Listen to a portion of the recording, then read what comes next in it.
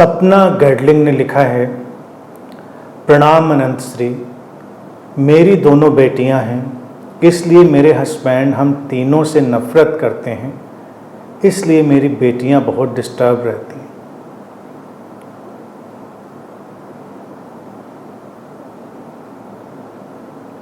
बेटी होने के कारण नफरत करती हैं। आज के समाज में ये तो एक बहुत ही बैकवर्ड थिंकिंग है, बहुत ही पीछे जाती हुई सोच है। हाँ, लेकिन है तो यथार्थ है कि समाज में ये है।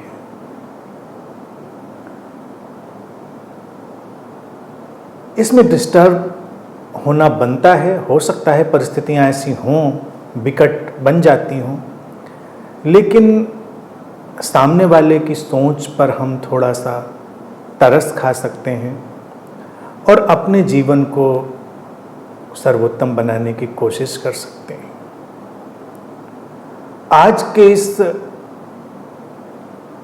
जागरूक समाज में भी जब ऐसी सोच आती है तो थोड़ा आश्चर्यजनक होता है।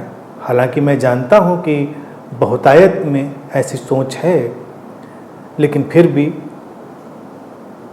हम धीरे धीरे उससे आगे जा रहे हैं। यहां पर भी बात वही होगी सपना जी, नकारात्मक के बजाय सकारात्मक पर फोकस करिए।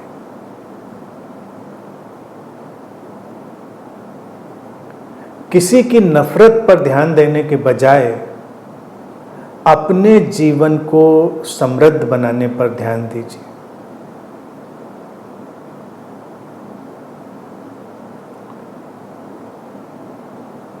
अपनी बेटियों से कहिए कि अच्छे से पढ़ाई करें, अपने पैरों पर खड़ी हों, क्योंकि बहुत सारा जो सम्मान है और समाज का प्रेम भी, संबंधों का प्रेम भी अक्सर सफलता और धन पर ही खड़ा होता है। जितनी सफलता, जितना धन, लौटता हुआ प्रेम उतना ही ज़्यादा हो जाता है, उसकी पूरी गणित है। तो इसको एक चुनौती की तरह, एक चैलेंज की तरह से लो, आगे बढ़ो और इसमें उलझना नहीं है। मौका मिले समझाने का, व्यक्ति इतना खुले मन का हो तो उसको समझाने की कोशिश भी करें। और निश्चित ही ऐसे लोग दुर्भाग्यशाली होते हैं जो बिना किसी कारण के नफरत को हवा देते हैं।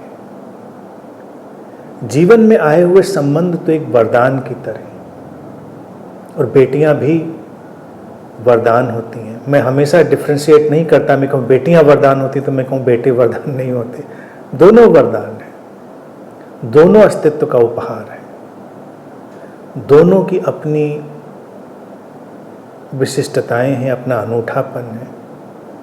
लेकिन समाज को हमने जैसे विकृत ढांचे पर खड़ा किया है, वो इसीलिए ऐसा विकसित हो गया है।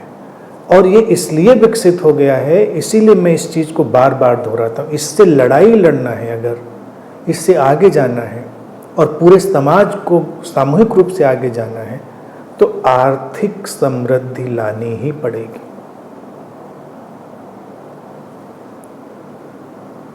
पहले के समाज में ये क्यों विकसित हो गया, ये नफरत का या दोयम दर्जे का व्यवहार? क्योंकि बेटियां आईं, वो एक बोझ की तरह आईं कि उनको उनकी शादियां करनी होंगी, उनका ध्यान रखना होगा और उनका आर्थिक योगदान क्या होगा घर में। ये सब चीज़ें, बेटों को पढ़ा रहे थे, बेटियों को पढ़ा नहीं रहे थे, वो सब एक प्रतिगामी चीज़ें थी, प्रतिगामी सोच की। वो बदल नहीं, लेकिन फिर भी बहुत तेज़ी से नहीं बदल रही।